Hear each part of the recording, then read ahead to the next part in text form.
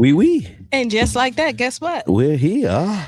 Welcome to the Tampa Bay Breakfast Club. I'm your brother, John. And this is Qiana. And this program is being brought to you as part of the New Image Project at the Community Development and Training Center, a.k.a. See That? See That. And we'd like to thank y'all for tuning in, helping us to redefine what's cool, because smart is the new gangsta. Baby. And if you don't know, now you know. Now you know. Good morning. Time to get motivated. I'm playing my ring, my bell this morning. That's what's up, Charlie Funk. Might have to stop by and see y'all on Wednesday. I love that. Love that. And before we go any further, Charlie Funk got something he want to let y'all know too. Surely do. The Tampa Bay Breakfast Club is an independently produced program that reflect the views, the Tampa or policies of Carrie Festa Radio, 99 Jam, its ownership, management, affiliates, sponsors, or partners. Enjoy the show.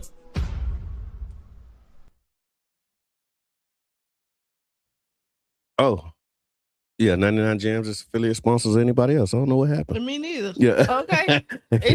Cut it a little short this morning. Take that. Take that. So how was your weekend? It was long. Okay. Long weekend? Long weekends are good. Are they? Yeah, you want long weekends. I want short weeks and long weekends.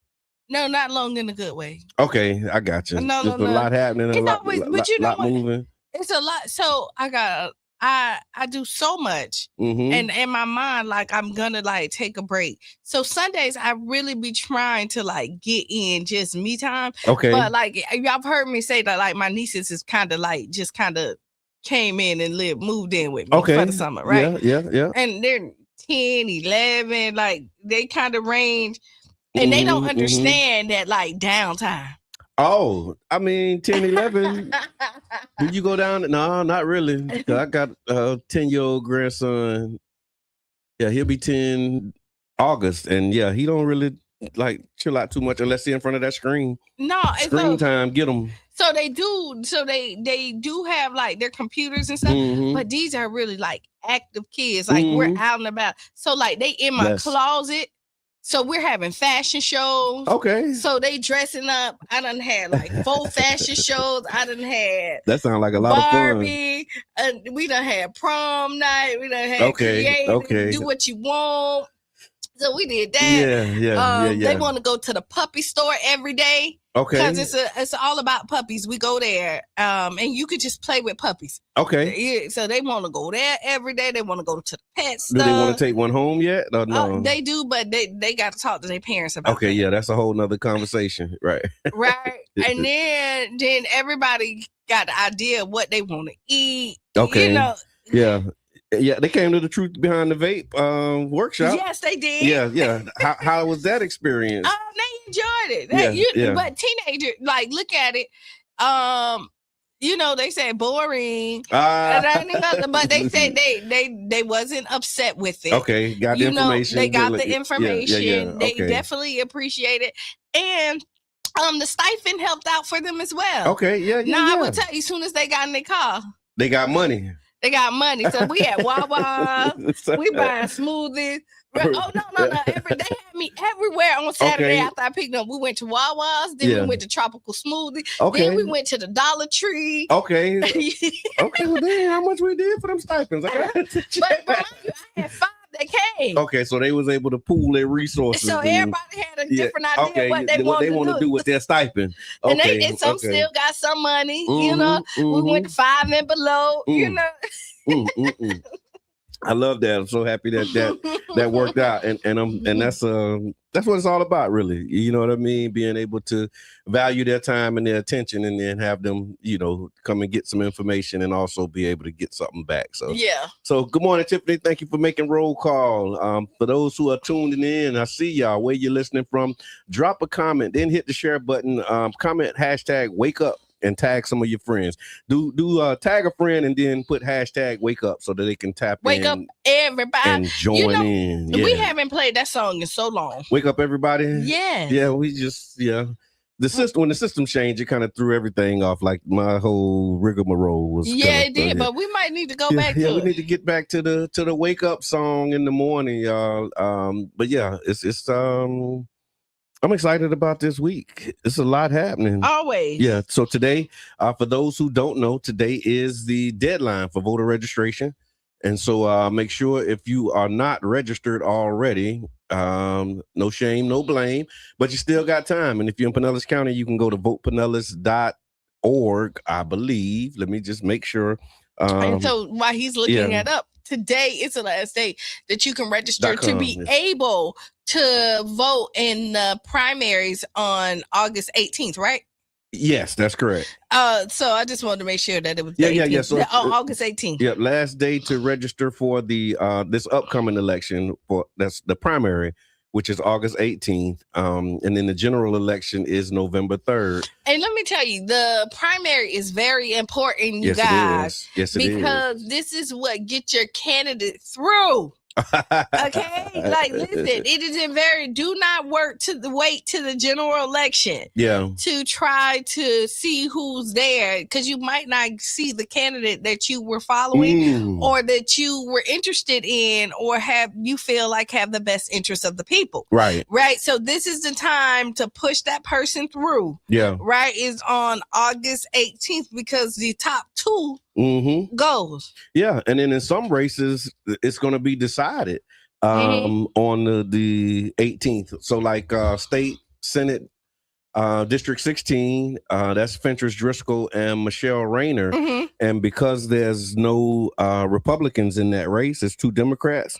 Whoever gets the most votes in this election. So this is what I would say. I would say for them, and this is if I would just let them go all the way to November. What, just not put them on the primary ballot and just do it in November? I would. I've seen them do that with some races. Where if it's only two candidates, they don't primary them. They just have them vote in the general election. But with this one, and also I think with District 62, with Keandra Darling and Wingate Newton, because they're both registered as Democrats and there's no other Republican in the race. I believe their race is also going to be decided on August the 18th. So, which is also very important that you get out there and vote. Now, because I think school board may be decided on the 18th too. Okay. Yeah. Now, so this is because it's Democratic and Republican, with it only Democrats that's running for District 62. Or 16. 16 and 62. Okay, well, let's go with 16 right now. Then that means is state Senate. Yep. So only Democrats can vote for them during the general election? No, everybody can. During the general? Yeah, no, during the primary? Right now, on 18th. Okay. Yeah, they'll be on the NPA ballots as well. Okay, so a nonpartisan ballot. Yeah, okay, they'll so be on everybody can vote. Yep. In that particular race, because it's going to be decided. So you'll see, if you have a Democratic ballot, you'll see state Senate District 16. Also 62 is on there. The county commission race will also be on there. And I actually posted it, so y'all can go to your brother John's page and you can actually see a picture of the ballot so that you can get an idea of who's actually going to be on it. But yeah, whether you're Republican or Democrat, state representative District 62 will be on your ballot, and state Senate District 16 will also be on your ballot. And then I think County Commission District 4 with Dave Eggers and Anthony Ringelspaw will also be on your ballots for the county commission. And so and then you got your city council. You got your city councils. Even numbers? Yes, even numbers. However, in St. Pete City Council, the only one that you'll see is District 6. Because what is it? 2, 4, 6. Yeah, 4 and 8 have actually already been decided. Right. That's what I was trying to get to. Okay, yeah, I kind of figured. Yeah, 4 and 8 have already been decided. 4 was Lisette Hanowitz. She didn't have a challenger, and so she automatically wins. And same thing happened with Richie Floyd for City Council 8. No challenger, and so he automatically is reelected to his seat. So congratulations to them, and also to everybody who will be voting.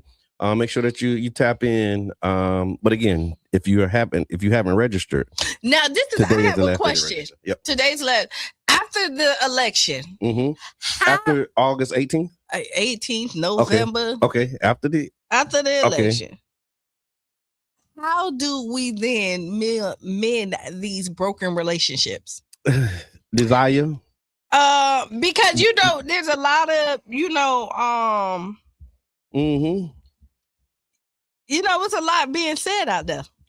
Like what? No, I'm just messing. What they saying? What they talking about? No, I'm not. They talking about nothing. How do we mend the broken relationships after the election? Give us a call. Let us know. Yeah, because regardless of who comes in office, we all got to work together. Yeah. We regardless if you were on A, B, C, or D, whoever is picked at the end of the day. Yeah.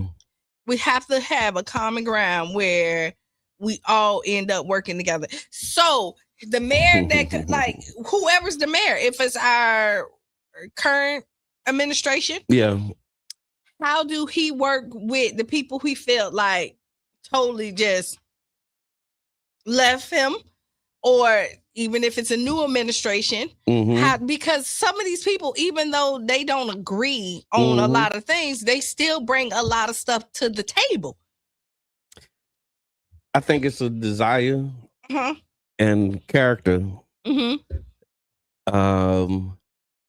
in. I want to know. Call 727. I think it's desire. Like you have to want to do it. Like you have to want to work with people. You have to, and then wanting to work with them, being able to reach across, you know how to say, reach across the aisle, reach across the community, and have conversations, and also responding when the other side, in air quotes, reach out to you, right? Because you may get in there, it's like, okay, well, I won. See, that's the clear mandate, how they talk that talk, right? Right. The people chose, they made their decision, so the stuff you was talking about don't matter. And then they may not be interested in reaching others because they feel like the voters have decided and their thing is the thing, and they're not willing. So you have to be willing to do that and open, I think, to listen to other people, willing to sit down, willing to meet, willing to, dialogue about your differences. Because all candidates that are running have something to bring to the table, right? And there's something that every administration can take from their campaign to strengthen St. Pete as a whole. Yes. So when it's all said and done, when do you reach out to all the other candidates and say, hey, I like that part that you was running on. How can I implement this into what I'm doing because I listen to the people? Yeah. Is that possible? It is possible, but again, it's a character thing. Like you have to be humble enough to do it. You can't have the pride. You can't have the pettiness. The whole like it's just up to that individual, right? I think, because I mean, you got people right now, like before the election, like won't even like look your way. Yeah, you know what I mean. So good luck with them. Looking your way after the election because they ain't trying to see you right now. So that's my hope after the election is that when it's all said and done, let's take out the pettiness and look at like the writing on the wall. Yeah. Right. Let's take the feelings out of it and put the city first. Yeah. Right. And then look at where your campaign or your administration was weak at, whoever it is, and implement some of the good stuff so that we can show that St. Pete is this collective, what we talked about. Yeah. Yeah. No, that's good. I'm just reflecting on it, and I'm trying to be optimistic too about that, right? But I'm really just starting to accept the fact that we not all gonna be together.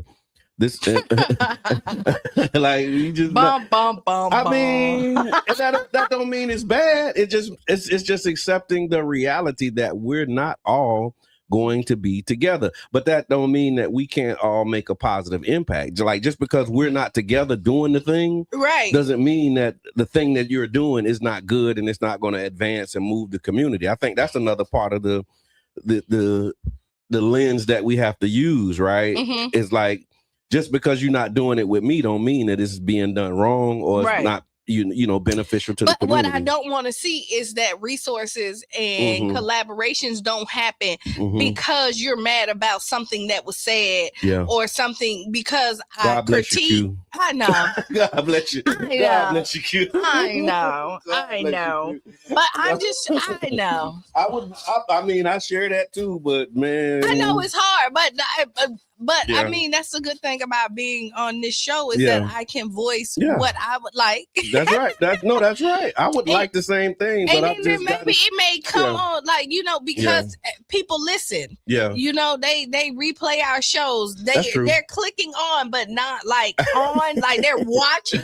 Right. Or they're on the radio listening, or they're somewhere else, and we might not see them, but they are because we seen proof that they are. Right? Yeah, we having conversations. We seeing changes being made. So thank y'all. Yeah, we do. Tap in if you're there, y'all. Let us know where you listening from this morning and what you doing. You doing coffee or tea this morning? How you feeling? Put it in the chat. I'm doing coffee this morning, but that's my whole thing. Yeah, is how do we work together? Because I've seen it like, oh boy, where you gonna live at after this? Yeah, like I've seen those comments and people are really like, oh wow. Like, what are you? Ooh, where you gonna live at after this? Right, because people they're really going hard. They're going hard. They're playing safe. Okay. All right. This is where people at. Yeah, I hear that. Like they're going really hard. Yeah. Or they just kind of playing it safe. Yeah. There's like no middle ground I haven't seen. Yeah, I hear that. And man, what do we do as a community? Like, I think, okay, so here we go. Looking to the leadership to come together would be great. Right. But the community itself has to come together. Right. And then I think the community itself, like the everyday people, right, could get the leadership in line. You're only strong as your leader, though. Not really. Okay. I don't think so. Okay. I don't think so. All right. I don't think so. I mean, the leader, I saw this. This is what I've seen. They say the pace of the speed of the leader determines the pace of the pack. But I think you can have a strong group and a weak leader, but they just won't last long. Somebody else take the lead. Yeah. But you're only strong as your leader. So what happens is somebody don't last long. And then what happens is somebody end up leading your pack. Okay. And that's the other part of when we talk about grassroots and we talk about community organizations. Yubi said he's doing water this morning. But I think when we talk about that's when like the bylaws and all of that stuff get into play, right? Because you can have bad leadership, but the institutional structure won't allow you to change the leadership. And now you got people who are still committed in doing the work, but they just got low morale, if that makes sense. Like I've seen good people do great work with bad leadership and they just had low morale. It's like they doing it, but they don't feel good about it because it's like, and you're not getting, but you're not getting what you could get with a great leader. Like, okay. Like I've been under bad leadership and done some amazing work. Are you still there?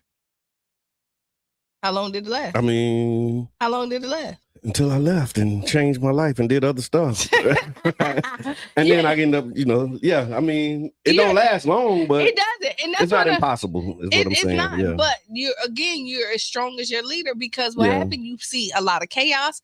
You will see the discord of people, the lack of communication. And even though you may finish the product, right? Yeah. But it's hard to get there. Yeah. It's all these bumps and bruises. It's not a smooth thing. And so when I'm not saying that you won't get the job done, but again, you're strong as your leader because if your leader can give you exact a good map and lead by example, then look how easy this roadmap is for you. Yeah. But if you have to figure it out, you waste time, you're bickering. Y'all overstepping each other. So the way that you're describing leadership is by setting the vision and the vision, not division. That's vernacular English. But setting the vision and not necessarily moving the execution. I'm just trying to understand when you say the role of the leader, right? And why the strength of the leader, like strong in what areas? Because when you say the group is only as strong as the leader, I have a different perspective. Okay. And so I'm trying to get at what you said, like strong in what ways, I guess. But it depends on your leadership style. Okay. Right. And so again, like we don't subscribe to all, and there's a whole bunch of like I know when I come in, people think that like they respect me because they know I'm fair. Okay. Right? Yeah. This is my rules. Yeah. Here and we it go. takes strength to do that. Right. Yeah. These are my rules, but I'm consistent. Janet, thank you. Good morning. You know what I mean? And so when I ran Denny's, you know, because I ran 11 of them, when I came in, people sometimes was like, there go Qiana. But then they was like, okay, that's Qiana, because they know that this is the standard. Yeah. And that if something go, I'm going to hop in there with you. I'm not going to leave you hanging. Okay. And I'm not letting you take the downfall for my mistakes. And because this is me here, like I'm running it, regardless of what happened, I'm responsible. You know, as a team, we get it done. But if I see you struggling, I'm the leader, so I don't have to help you. No, I'm hopping in to help you. Had that mindset. Yeah, I get you. You know, but you have people that's in there that just sit in the office and let their people work, and then the whole building is falling down when they could assist. I hear that. All right, so if you're just tuning in, y'all, we talking about it's Motivational Monday, and so we talking about leadership and the strength of the leader and the impact that has on the group. And so let us know your take, y'all. Do you think that the group is only as strong as the leader, or could you have a strong group with a weak leader? Welcome to the ride, Mr. Edmond. Hey, man, great topic, man. I didn't want to come in. I just wanted to listen. Thank you for putting all of that to the side and joining the ride, man. So what you think, man? What's your take? Oh, man, I think y'all hit the nail on the head, man. You know, it takes good leadership, but you know, good work can be done outside of good leadership. Leadership doesn't have a title. Okay. Because you can be titled the leader, but really a lesser titled person could actually be the leader. Yeah. So that's how good work gets done. Yeah. When leadership falters, leadership kind of like water, it finds the spot and goes to it. It does. And necessarily the person that's in charge ain't in charge. Yeah. Yeah, the person who has the title of leader may not be the leader. Yeah. Right. Right. Call back. And you have to do it after the break. We got like 1 minute before we take this break, y'all. And so, we want to let y'all know, remind you that it's Motivational Monday, and you can tap in, share your thoughts. What's on your mind? Give us a call, 727-637-2416 after the break. And today we're going to talk about, so here's what I want to talk about too, after the break for Motivational Monday. Two things. One of them is celebrity victims. I want to talk about celebrity victims. And if you don't know what that is, come back after the break. We'll talk about celebrity victims. We also want to talk about this tropical depression. There was a lettuce recall, and I see Angie Nixon is going to trial. So those are a couple things. We also have politics with Mr. Edmond, Ask Qiana, Would You Rather, and more. So y'all come back 6 minutes after the hour. Yep. Call back after this. Answer that question too on the break. Yeah. Yep. Toodles. It's huge. Absolutely. Given the fact that, as you say, he hasn't been as successful as yet under the timetable that he set himself up in Manchester. I mean, is he set himself for himself?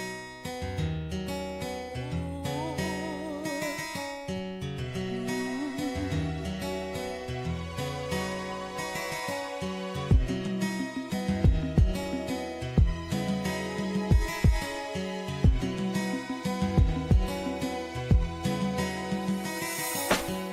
we must stand together.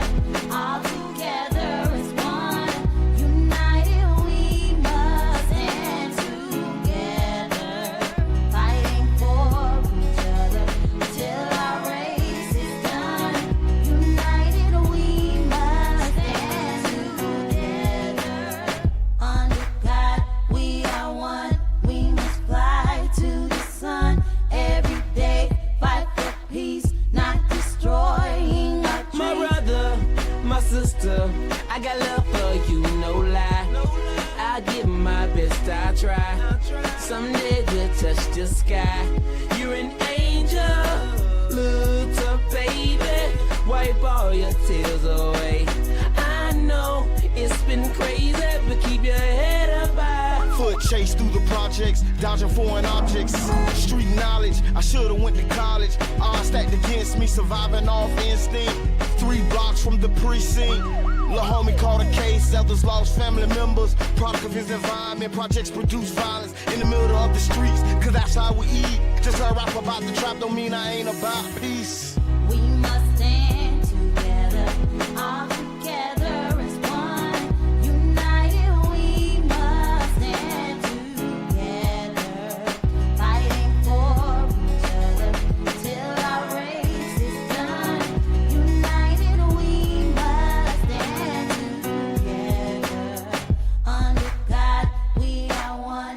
We must fly to the sun every day, fight for peace, not destroying our dreams. Peace in the streets, love to my brothers, love to my sisters. We all need each other. Children need their mothers and they need their dads. Taking a life that don't make you bad. The fact that you do that is so sad. Pocket watching, plotting on another man's cash. Pick up a book instead of picking up a gun. Increase your knowledge and that'll increase your funds. If everyone succeeds, then crime would decrease and people would live instead of resting in peace. Unity, that's what we need. Stand up and be a positive force in the community.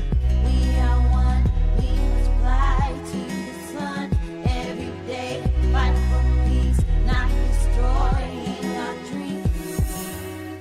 We must stand together, Must stand together. all together as one. As one people. United we must United stand we shall together, rise.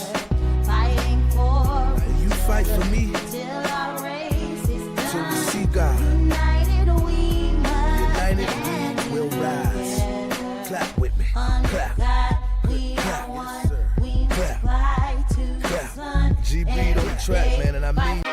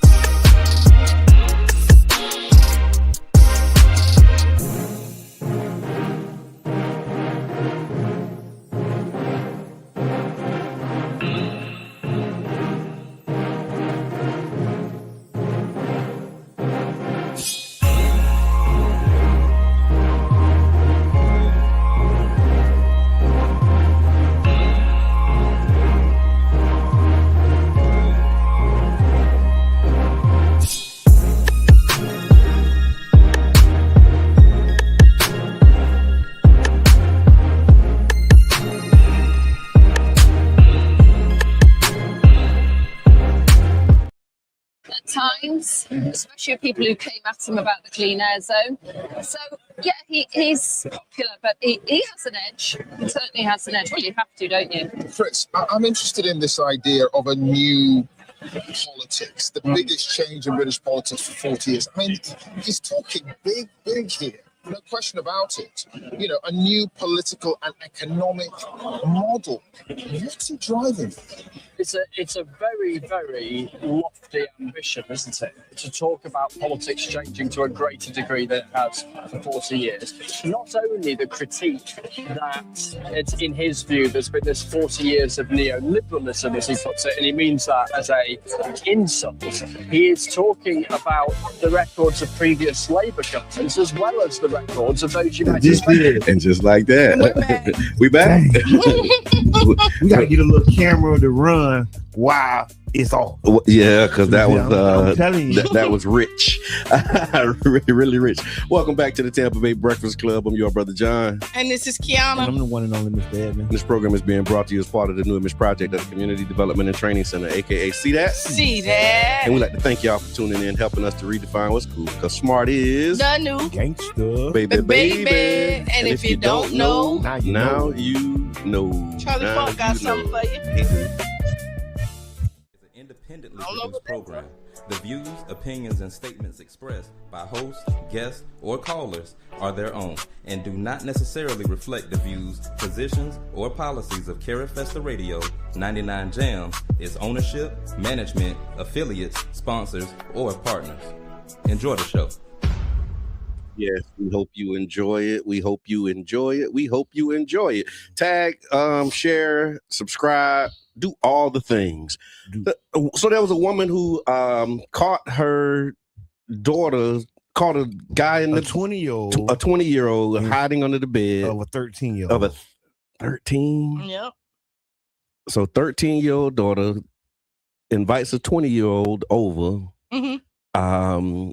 Mom comes home, catches them. Mm-hmm. He hiding under the bed.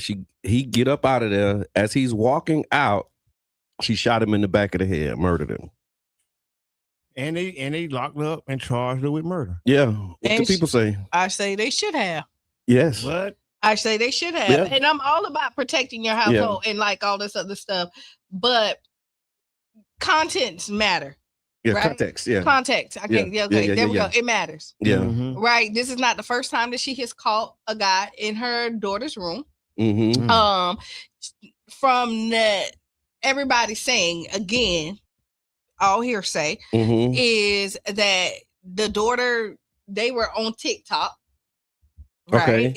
Okay. The daughter paid for the boy to Uber to her house to come over there. Okay. And this wasn't the first time like the mama had caught somebody in the room and told her daughter the next time somebody come here, somebody ain't leaving. Right? She kept her word. She said she was gonna put a hole in their behind. I think is what the quote was. She did that. And she did that. But as a parent, you know this is your daughter, right? Why does she still have her phone? Why does she still have access to it? And where she get money that she can Uber somebody in to your house? Maybe a TikTok check, huh? You maybe. But at this point, as a parent, you didn't do enough to protect your daughter. Like you ain't lock up the house, you ain't got the camera system in, you ain't did because like but do she gotta do that? Yeah, yes you do. When you know what you got to do the steps that you need to do to protect what you got. Well, some kind of way she knew she was there though, because from the article I read said that she snuck him in maybe like 1 something. Mom come home probably like 1:30, 1:30. So it's 1 a.m. Mom come. So where you at 1 o'clock, Mom? That's another thing we're gonna put over there.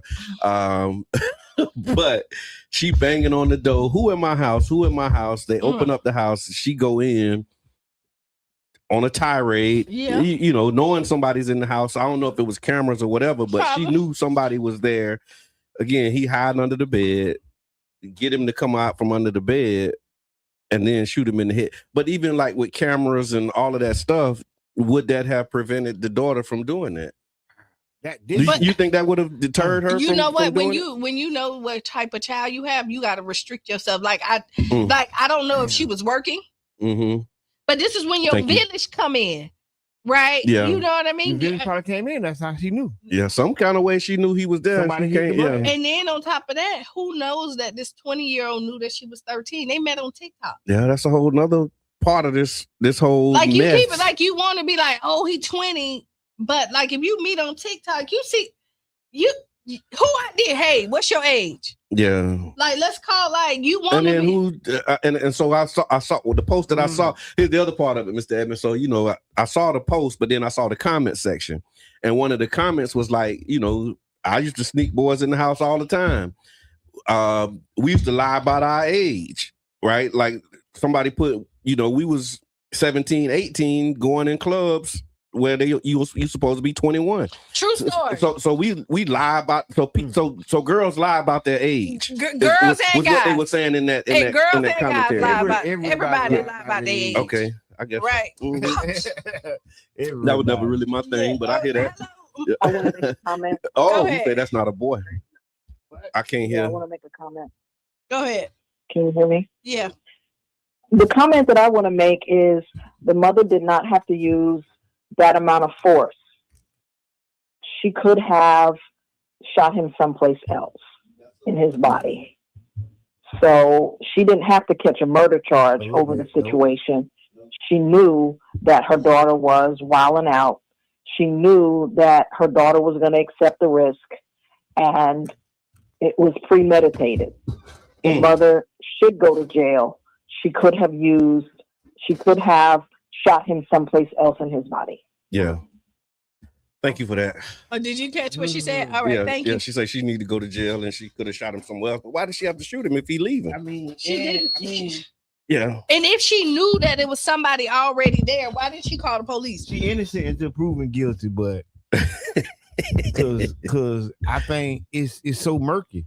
And right, and if she probably wasn't a black mom, she might not even be charged right now.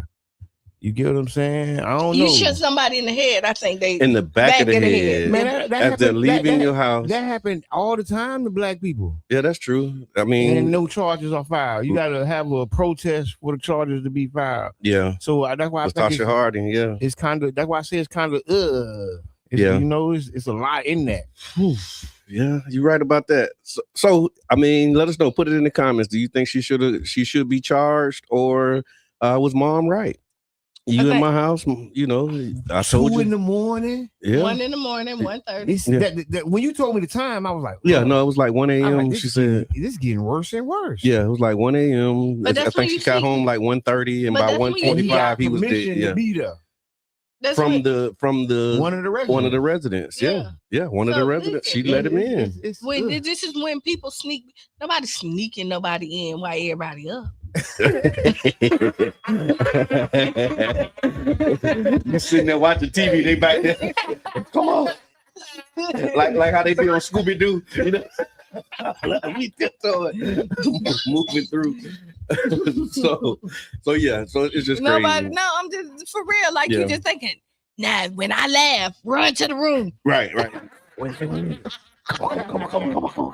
Like, no, but that's when you sneak people in. But at this point, that because she knew who her daughter, that's when you sneak in and you sneak back out. Yeah, by 3. 2 or 3. You know what I mean? Like you trying to boop boop. Yeah. Like but I don't think she needed to use excessive force. That was really and honestly, like. I really think she took her anger out on the wrong person. Yeah. You know what I mean? Yeah, it's a lot of frustration she probably have, with her daughter too around that. So it's probably some mental health, a lapse in mental, when you lose your mind briefly. Yeah. Temporary insanity. Yeah. And then to the point about her, by people lying about their age, Charlie Funk says you can tell when an MF too young. Like you can tell. No. Okay, true story. Okay. Here we go. True story. Can you tell when they're too young? Not all the time. Okay. Once you start to talk to them later on, yeah. But when you physically see somebody and they walk in, usually you don't know. If you have a real conversation with people for a period of time, then you be like, okay. Yeah, but at 1 a.m. sneaking in, he probably wasn't there for no conversation. He wasn't there to see what was on her mind. So, okay, true story. I'm 17. Okay. Drew Hill, the group Player. Okay. They have a concert. Me, my cousin Maya, her sister Malika, and some other girl. We decide we're going to the Club Atlanta. Okay. I'm 17. Everybody 18 and older. I don't have 21 and older. Right? No, you 18. Good. You could get in at 18. Oh, okay. All right. So you can get in at 18. I go to the door. I say, "Hey, I'm from Atlanta." That's what everybody black. I'm from Atlanta. I left really my from ID. Here for real, yeah. And they probably know I was lying too. But listen, I'm from Atlanta. I'm 18. My birthday, September 29th. Same year earlier. Okay, yeah, you got that. You already rehearsed it, yeah. I already, So, okay, we go back and forth. Son, finally say, okay, you in. Okay. I'm in there. The guy who let me in ended up trying to talk to me. Okay. Here we go. I'm sitting there minding my own business. So he say, "Hey, what part of Atlanta you from?" No, nothing about Atlanta. Right. But Atlanta. I don't know nothing about College Park. Yeah. So he's saying what part? Right. Yeah. My cousin come over right while he asking me questions. "Hey, Static want you to come over here." That's the lead singer for Player, right? She kind of steal me, go over there. But my point is, I got in. Yeah. And it wasn't a thing, I guess. It's always been a thing. Yeah. But yeah, you can tell. I think you can tell. But not always. Like you said, until you start having conversations, that the conversation is the determining factor. And just think about, look at this. Yeah. You can, some of them people have like a baby face, right? I look at me, I look at some pictures of me and Cheyenne, right? I look every bit of 10 with her. You know what I mean?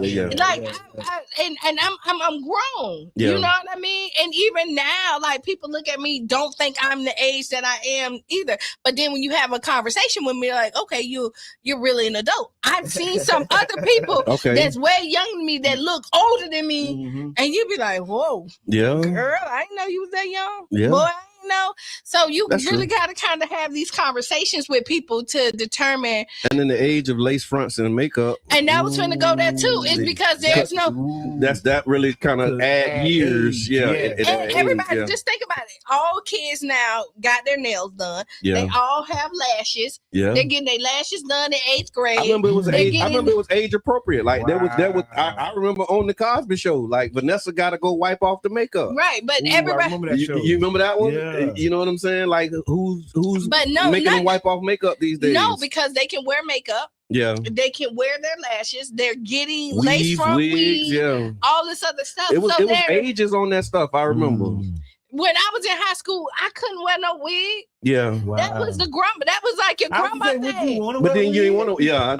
In our days, I don't think wigs was for old people. Right. Like that was like an old people thing. But now the kids really. The old people and celebrities. Right. Yeah. But you look at it now, like the lines are so blurred from teenage and adulthood, even young youth. In adulthood, they don't walk the celebrity lifestyle to the average person. They all celebrities. And then now the age of social media, they don't bought it all. They done bought it all right there. Look at the proms. Wow. Look at the proms. Yeah. Proms is like Grammys. Yes. Yeah. Met Gala. What age is celebrity? What age do you? I mean, there is no age. There is no age on celebrity. Right. Yeah.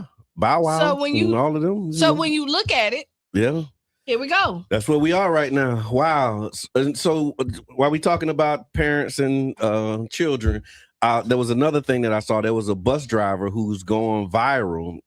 She was attacked by students. She defended herself, and like I didn't see like what happened as a result of this, but the way that the story kind of played out, I saw this video, Mr. Edmond, and so. She's the bus driver standing in front of the bus. You know how they do it. And then she's like, sit down. She talking to a young man. Sit down, sit down, sit down. He won't sit down. So he get up and then he tee off and like swing on her. She was waiting for it.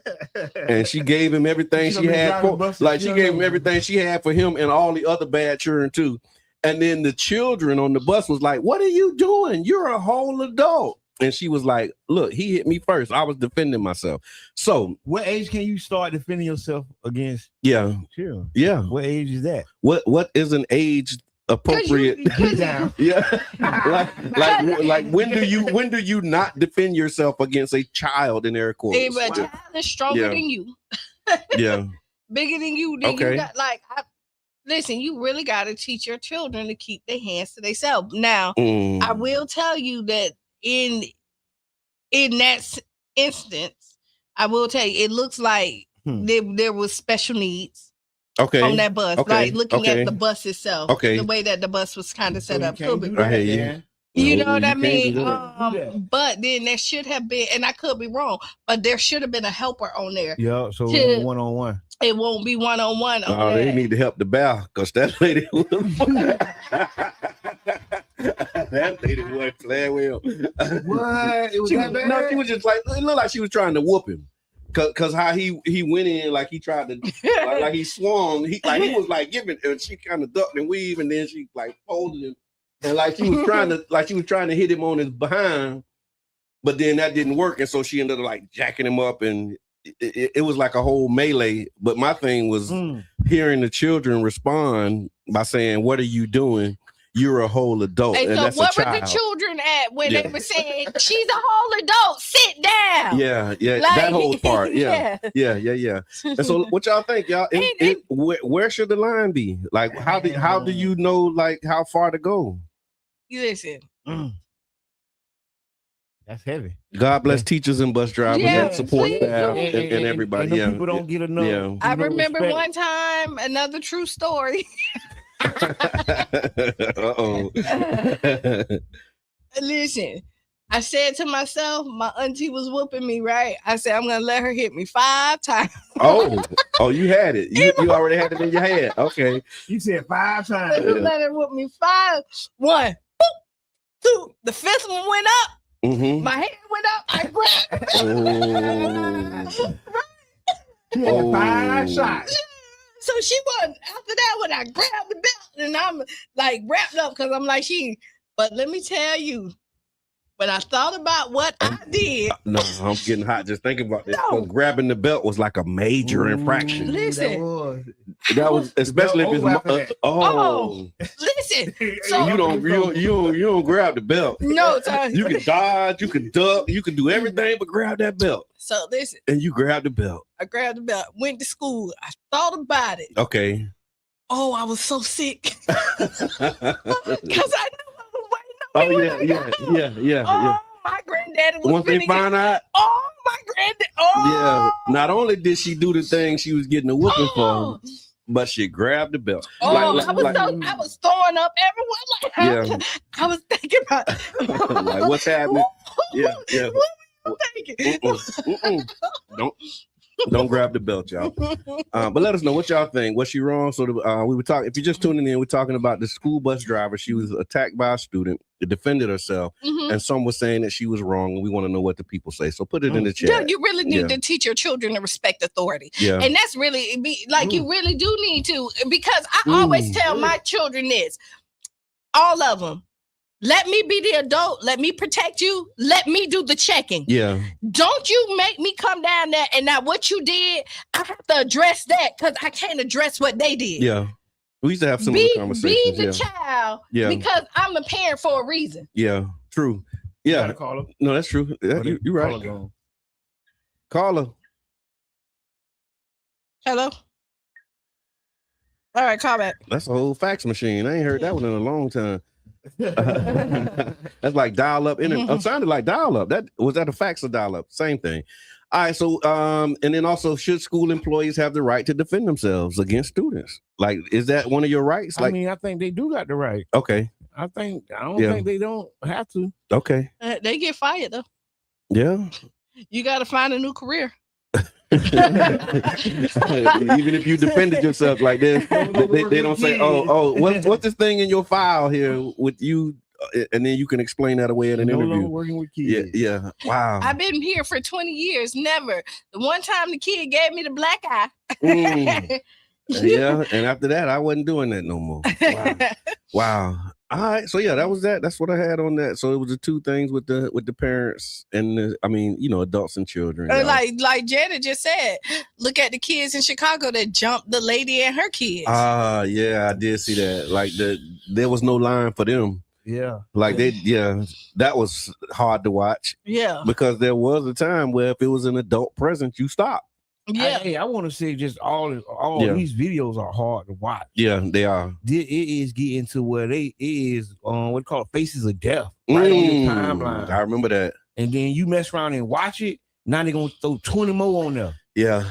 Don't touch it. It's like a horror movie. I'm in that. I was in that loop. I had to get out of that loop. Don't give it direct eye contact when you look at it. You gotta look. You gotta just listen. You gotta because even if you look at it, that's what you're right. You're about to see that. You're gonna see 20 more on back. Now that we talking about it, our phone gonna pop up with 20 of them right now. Yes, it is. We need to talk about this surveillance we under. Okay, let's talk about it. What's because happening? When you watch a show or you watch something on your phone and they see the interest in your eyes, don't you know they pump that same thing back to you? Mm-hmm. Yeah. I mean, and then they give you the option to have them do that. They'll tell you like, it's in one of them things like if you would like to see more like this, press this. Yep. And then I'm seeing it's asking if you're interested or not interested. So it's like getting a gauge, and if you if you hit interested, you're going to get more of that. If you hit not interested, you probably just get more of that still. Yeah, because of that, it's that algorithm. So how do you hack the algorithm? And then the other part of this too, don't use it. Pretty much limit your usage. But this is what Janet. Michelle, shout out to Janet. She'll be here. What's on your mind Wednesday?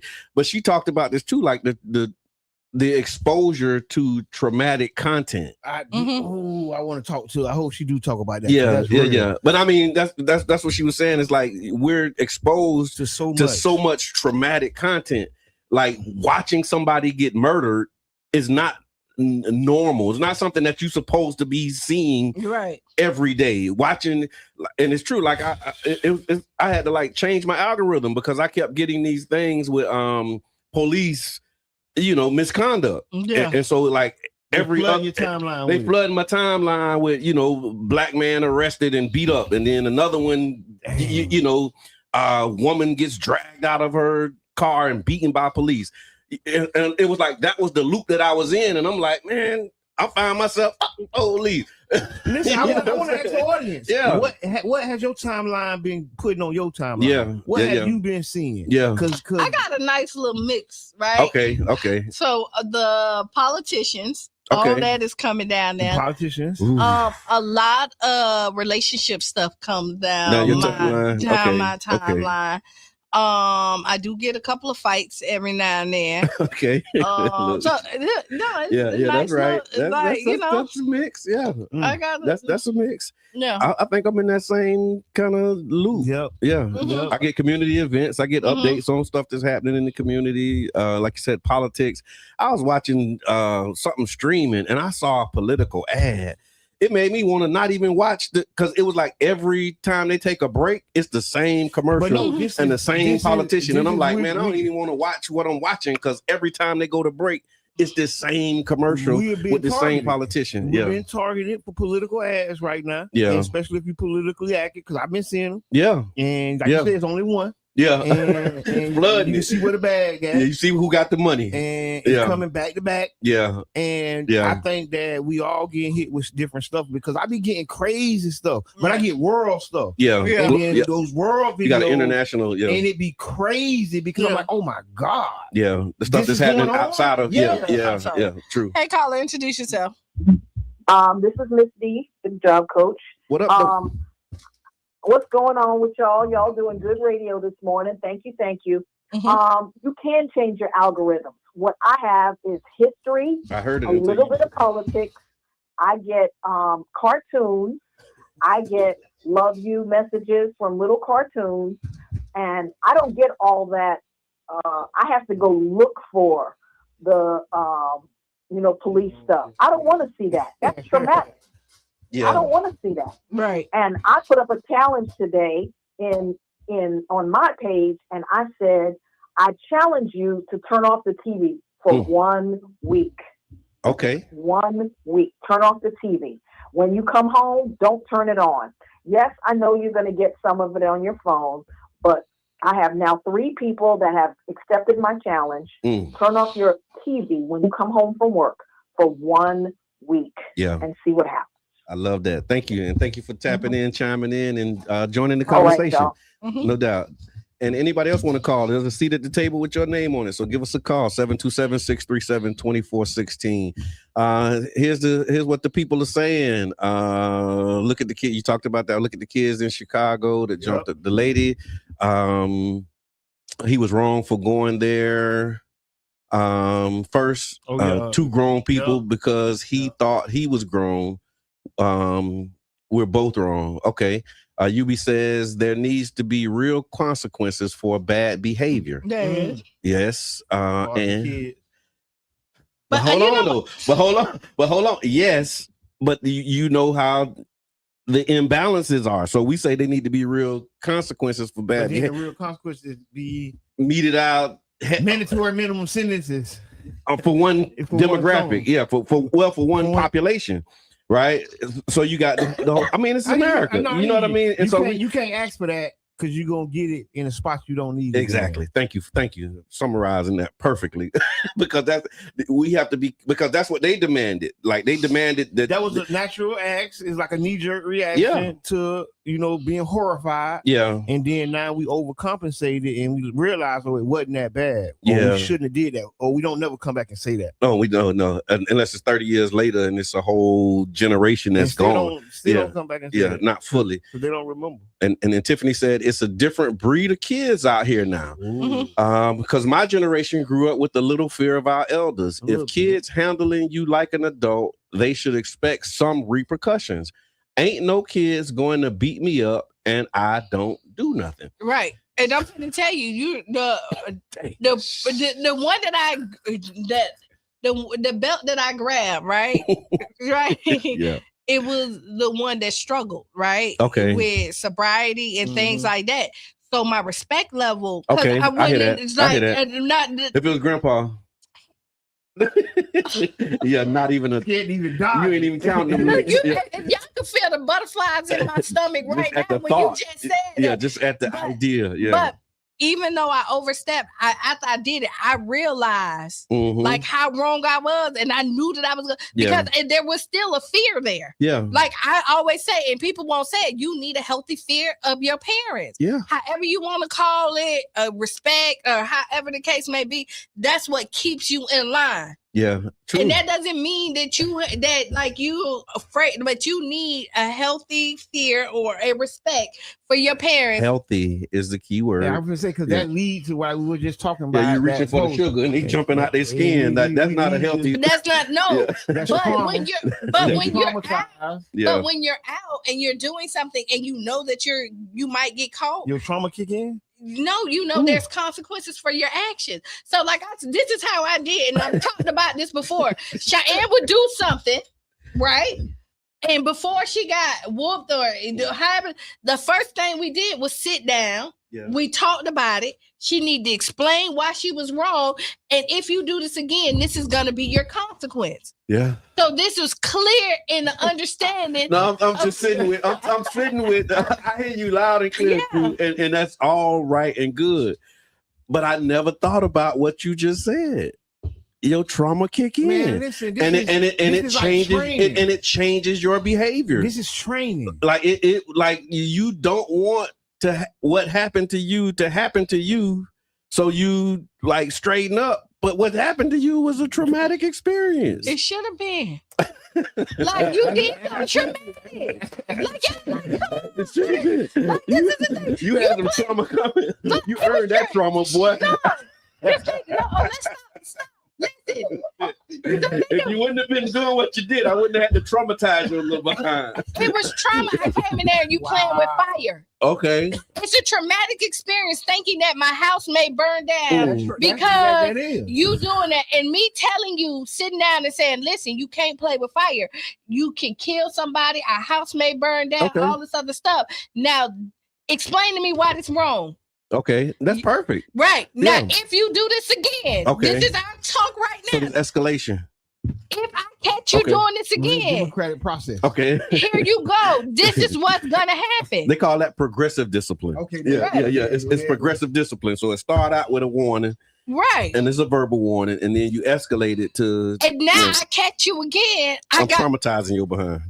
The matches over there smell like matches, and I walk in, the matches over there smoking. You're behind, finna be smoking too. Oh man, I've been home like a chicken. Listen, I was playing with matches. Yeah. My granddad that came in there, and he said, "What you doing? Nothing." Qiana, you sure? No, why it smell like smoke? My mom was in here smoking. Oh yeah, you got it. Yeah. My mom ain't nowhere around. Did I get good at it? Yeah, you were. So did I get a whooping? Yes, I did. But did I play with fire again? No, I didn't. Did I know that I was wrong? Yes, because I wouldn't have lied. Okay, true. Trauma. The trauma kick in. My God. All right. So Mama Blue, same thing. There are no consequences, so they feel privileged to do whatever. Yes, I have Black history, politics, and cartoons. Okay. And then let's see. Hey, sweetie. She said, my mama just used to look at me and my brothers a certain way, and we knew the deal, and don't let her call my daddy. Right. Yes. The look. Yeah, the look will do it. But the look only work after you've been traumatized a couple times. Or you just know that it's serious. The look was before the trauma. So there you go. You looked at me the last time that way, and then I didn't respond, so you escalated. Now when you look, all you gotta do is that's your warning before destruction. Non-verbal. But just think about this. That's life in general. It is. Like God some people don't get it. No, but some people don't get it, and then they don't get the trauma. Or it don't connect like that. Okay. Yeah, the but trauma you know, don't connect to stopping. You know why? Because some people the trauma connect. Oh, I'm gonna burn this down. I'm gonna get a whooping anyway. I've had some. I'm gonna get a whooping anyway moments. If I don't do this one, I go do the next one. Yeah, I had some. I know I'm gonna get a whooping, so I might as well go ahead and go all. If I'm gonna get a whooping, I might as well give it all. You only gonna give me one whooping for 4 different things. So if I do one, I was gonna get a whooping, so I might as well do all 4. That was kind of my logic. It didn't always work out that way, but that's how it happened. Yeah. All right, you got some politics with Mr. Edmund. What's happening, man? I got some politics. What's going on in the world? Council approves a $900 million budget. $9,760 million. My bad. 976 million. It ain't approved yet. It was just presented. The budget was just presented Thursday. Well, yeah. Per the City of St. Pete's website, the City Council approves the City of St. Pete's that's old. That was FY whatever. Yeah. FY27 was just presented, and this 1.1 billion. There you go, brother. Yeah, there you go. Yeah, there you go, brother. Yeah, $1.1 billion budget has been proposed. The general fund day-to-day operations is 411, almost 412 million. The property tax rate, there's no increase in the millage rate. It's going to remain the same. And although the property values have generated additional revenue for the city, and so I guess there's no need to increase the millage because the value of the properties are continuing to rise at the current millage, and it's bringing in more revenue. What else you got on that one, man? They say the proposal represents a 7.25 increase over the last year's budget. I didn't get that far, but yeah, that sounds about right. So we got some real things going on right now in the middle of this election. Yeah, I mean the business still has to happen, right? So like you still got to run the city while you running, your race, and that's I guess is that part of what the incumbents benefit, like people because you can talk about what you're actively doing versus what somebody you're gonna do. What you're gonna do, what you will do. Like you can lean on, like, hey, this is what I'm doing, this is what I have done, especially if you're doing something. That's really when that does become a huge advantage. Yeah. And as I'm looking at it, like you said, it has to be approved. Yeah. So you think the council gonna approve it? Yeah, I mean this kind of kicks off the process, right? Well, it kicked off in January with their proposals, and now, so what happens between now and I think what is that, September? is council. They're going to be going back and forth. They'll do workshops and they'll talk about, line items and different things that are in the budget. But then in September, there's 2 public hearings. And then during those public hearings, they would actually go ahead and approve the budget. So a couple of things that was invested in pretty heavily. I just want to give some of these numbers. Mm-hmm. They were saying that the city, youth and education has been a big conversation. So the city continues investing in youth. There's a Mayor Future Ready Academy. They put $500,000 into that. Year-round youth employment, another $500,000. Boys and Girls Club got $250,000. Shirley Proctor Puller Foundation, $250,000. USF Marine Science Center at Clown Bayou, $100,000. And then there are community impact youth programs and literacy initiatives that are also included in the departmental funding. And so just with these alone is like, go ahead. No, but just these alone is like $1.6 million in youth initiatives. Mm-hmm. But then when you start looking at Parks and Rec and all of the other things that feed youth, I think they said it's like maybe $5 million that's being spent on youth initiative. My question is, how should we measure the success and whether or not these investments are actually changing lives and improving outcomes? I think that's where we got to grow to, Brother John. Okay. I don't think we have never set those guidelines and parameters like as a city. Yeah. I don't know. There is no metrics. Yeah, that's being followed at this point today, other than just attendance. Hey, or that I just gave you the money. Yeah, I funded this. That's the metric. Yeah, we celebrate the funding of the program. Yeah. But then when we look at how did it do? Yeah, that part ain't tied to the money or the metrics. Yeah, and I know with like the Mayor's Future Ready Academy, one of the things that they were talking about as a metric was the number of people who've been hired onto the city, and so the idea behind the Future Ready is that you get like interns or you get experience working in each one of the city departments, almost like public works, like the public works administration. But then after that, you can see how many hires, but like year-round youth employment, like how do you determine if that program is actually doing? Yeah, and what is that program? Like, how do I get these kids in Charles Park into this year-round? Yeah. How do we get Wildwood children out of JP, into that program? Like, what's the pathway? Right. You get what I'm saying? That USF Marine Science Center. What's the pathway? How can we get kids down there in Clan Bayou? Yeah. Because it's right around the corner. They almost can ride their bike there. Right. You get what I'm saying? I don't see this, that $750,000. It was a program that they put out for that too. I have to pull the string. Remember they was announcing the STEM program. Oh yeah. That STEM program they were saying. And then what I found, I didn't realize that when they said that they funded that STEM program, I think it may be like 3 years or something for $250,000 a year. But they said that they've sunsetted the cohort of champions, and that program is going to replace the cohort of champions, which was a long running program, maybe about 8 to 10 years, that supported youth ages 12 to 24, lots of wraparound services and everything. And so interested to see what the transition out of the cohort. You've been with cohort and yeah. And but they saying that's going away now. Wow. With the STEM program is going to replace that. The cohort of champions. Yeah. Housing was another big source of investment. It was like housing and community development total was like $9 million.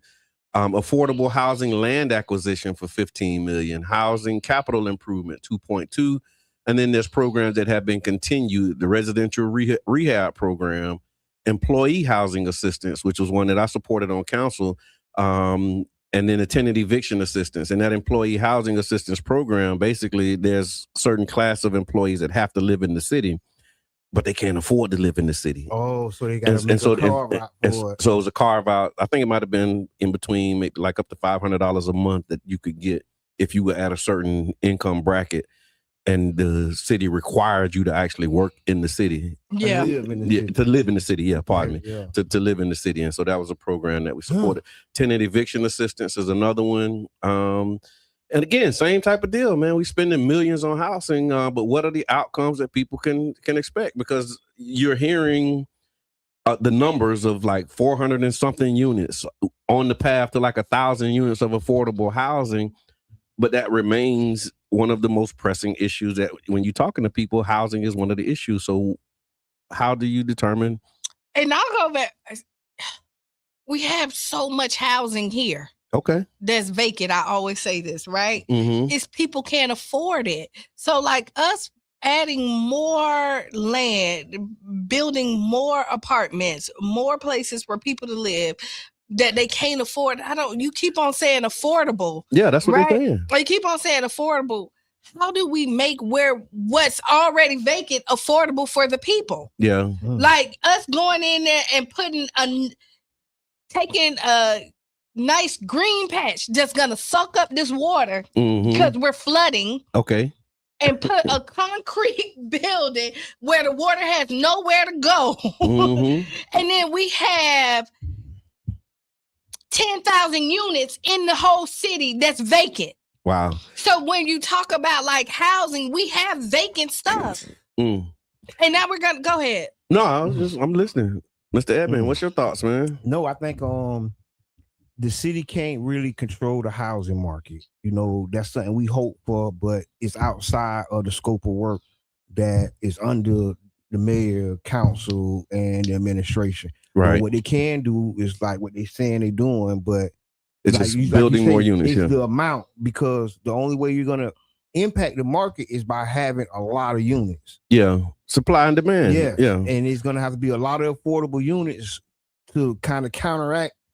And you know that ain't really what the city into. So this is what. So kind of, you know, it's really kind of like a stalemate.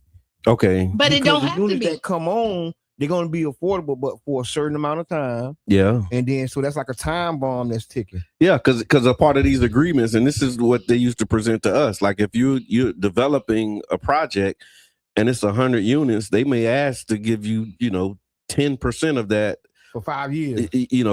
Should be affordable. But it's only for 5. No, I ain't gonna say it's like 30 years. They usually do like 30-year affordability of periods. But I mean, 30 years is come quick. You know what I mean? When you're young. And so like we're in this thing now where a lot of the affordable periods are still in, but when those periods end, what happens with those units? And then Sharonda, good morning. Thank you for tapping in. Who decides that people can afford it? They're using the area median income to determine affordability. That's kind of the metric, because we used to ask that question. And the area median income now is very high. Yeah, it's going up. Yeah, it's very from it's higher than it's like double what it was 10 years ago. So the area, and this is specifically like South St. Pete CRA might have been like 32 was the area median income in the CRA. It's like 65 now is the area median in the last 10 years. But then when you start looking at legacy residents, their income has barely changed. So this area median income is the result of people with money coming in to the area, not people in the area actually being lifted out of poverty. That's going to be exploding too. Yeah, because the more people with money move in, the higher that's going to be each year. Yeah, so what's the good of area median? Yeah. So what's the good of having relationships when it only benefit one side? I mean, it depends on what side of that relationship you on. Like what? Because a lot of like you have simple answer. Yeah, but like you have like the city. If you have relationships with the builders and all this, it's one-sided. Yes. So like, what's the benefit of having these relationships with these people that they're benefiting, and you can't come in there and say, hey, listen, because at this point, like, listen, you can't control it, but we have a liaison for everything. For everything. That's what some candidates say they're gonna start looking at them liaisons. No, but we have a liaison for everything, and we can see where a lot of that we're not seeing anything getting done from these liaisons, right? But if you have one that's strictly for people who need housing, and now they go and build these relationships with these apartment complex, like this is something like we create whatever we want. That sounds good, but it's a heavy lift. Everything is a heavy lift, but until you started, everything is a heavy lift until you start to do it. But then why we say they can't? Why if you got a liaison for this, why you can't have a liaison for that one? Well, when you're dealing with capitalism, right? It just don't allow certain things. And we are dealing firmly inside of a capitalistic system that determines and that calls for certain things, and that's what make it so difficult. But you want me to tell you? Because part of the thing that may need to be done, people look at as socialism. Yeah, you get what I'm saying. Yeah. So now, if I'm a Republican or whatever I am, a Democrat, and I'm talking about socialist things, I'm losing votes. I'm going to lose position. I might even get a lawsuit from the governor. You get what I'm saying? Especially here in Florida. So to kind of not go through that, they try to work these systems and get houses built, and they gonna say, "Hey, it's 5,000 houses built, y'all." Yeah, you got and 2% of them are affordable for 5 years, like Mr. Edmond said, and it is. I get it, but that does for the same people who said, Mr. Edmond, rules are made to be broken. They're supposed to be challenged. You're supposed to go. You supposed to go to court. Yeah. Right. Like I agree. Right. So with that right there, like when you're thinking about your people, even if it don't work, this is what I tried. Like I had a liaison because I heard my people. And you know what? I see the flooding in our city. And for me to build more housing, like let's meet somewhere and let's go talk, because everybody ain't like, there's people here that still love the city. Mm-hmm. And still want the city to be here. Everybody might not get on board, and I don't know what the negotiation look like at this point, because this is just. But there's negotiations that can be had that's not being talked about. I hear that. Mm-hmm. All right, you got anything else on politics? I do have a Ask Qiana. Go ahead. Go ahead. Okay. All right, in politics, Mr. Edmond, thank you for that. Ask Qiana is brought to you by you know who, and you can find them at you know where. Okay. All right, dear Qiana. This is short too. I like this. Just funny. Straight to the point. Ask Qiana says, "Dear Qiana, I've been working hard on my goals, but lately it feels like people who once supported me have become distant. I haven't changed my values or my work ethic, but the encouragement isn't there anymore. How do I stay motivated when my success seems to make other people uncomfortable?" If you're doing it for other people, then you're doing it for the wrong reason. Oh. People change like the wind blow. Like, honestly, you got to know and believe in your product regardless if people cheering for you or not. Because that's what happened. And so if your motivation is determined on people, then you need to look and see if this is where you really need to be at. That's how I feel. Okay. Mr. Edmond, Go ahead. how you feel? I gotta agree. I gotta agree with you. Yeah. That's a tough one.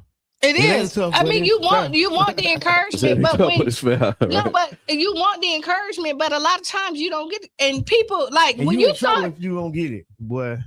If you don't get the encouragement and the motivation, if that's what's keeping you, if that's the fuel behind your thing, is people stroking your ego. Well, it says, how do I stay motivated when my success seems to make other people uncomfortable? How do I stay motivated? Your success should motivate you. Okay. Like if you're getting so just drop off the other people and keep being successful. Is that? Yeah. You just keep on moving. If you're doing this, like that don't make no sense to me. There is a such thing as they call it survivor's guilt, and and all of that kind of stuff. And it's I get that. And it's like you the one who made it, and you feel bad because you made it, or people feel like you made it and that you forgot about them. It's like all of that stuff that go in there. I remember reading, like people feel like, why did you make it? And why not me? Like you own this, like it's so much that goes into being successful. It is. And this is one of those parts. Like, so I don't want to invalidate somebody who's considerate of like, dang, I'm like killing it, but people around me, like, they ain't really feeling that. That's a real experience. It is a real experience, right? But I have to tell you is that you're doing the work. Yeah. Like you're getting the results. Your seeds are now growing and blossom because you did what you were supposed to do. And like if other people are bitter because your grass look better than theirs, it's because they're not attending to their grass. Okay. Right. And I mean, I can't. like, I understand, like, you feel bad, you want to take everybody with you, but a lot of times you start trying to pull everybody with you, you'll see your grass start to die. Right? Because you're trying to water their grass, motivate them to get there, and now you're not even focusing on your goal. Yeah. So you stay get focused. distracted. Yeah. So don't sabotage your success in order to make other people comfortable. Like don't stop being successful in order to accommodate the people who are uncomfortable because by your success. People not gonna like you. Like, that's just business. Like, today they love you, tomorrow they don't. Like, I tell every artist that come to me, if you're doing this for approval from the masses, then you are doing this for the wrong reason. You have to know you're great before you get out there, because one day they're gonna boo you. One day they're gonna say you hit a bad note. One day they're not gonna like the song that you drop. And if that's gonna discourage you from getting out there and doing it again, this is not the industry for you. Okay. I hear that. That's tough. Loud and clear. Loud and clear. Tiffany, let your success motivate you. Stop expecting you out of other people. Once you stop looking for validation in other people, the better off you will be. Wow. I agree. Absolutely. Absolutely, y'all. We got 4 minutes left. So what's on your mind? It's Berg Day coming up. Berg Day 727 is actually a week away. Yeah. And I don't know if y'all been to the Tampa Bay Breakfast Club page, but we got something special for you over there. Yeah, we doing the official 727 Berg Day merch and what have you. So make sure that y'all support and tap in. Yeah, it's going to be amazing. And we can talk more about it on Wednesday for What's on Your Mind Wednesday. But yeah, that's awesome. I just want to give a shout out to, and I guess in the time that we got left, I want to give a shout out to, again, the people who are doing the work on the ground, and shout out to Childs Park Neighborhood Association, and just the amazing things that are happening in my Childs Park.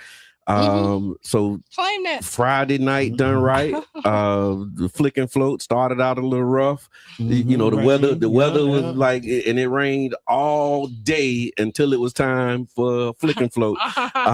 So we were able to pull it off. Had a good evening out there. So thank you to the volunteers and everybody, city staff who works at the pool. Thank y'all for y'all support. And then Saturday, the Truth Behind the Vape workshop, overwhelmingly successful. And so thank you to the team who helped to put that together, organized it, good reviews and lots of good stuff that's happening. Our general meeting is happening tomorrow. So if y'all want to come through and be a part of it, you're welcome to do so. 6:30 p.m. at the Childs Park Recreation Center. Y'all come and support. And then I'm trying to remember these days, but I don't have them in front of me. But I know Saturday also. Neighborhood Strong. Oh, yes. Neighborhood Strong continuation celebration. Yes. Celebrating a solid year of work. A little over 13 months. But yeah, come on out. We calling the community out.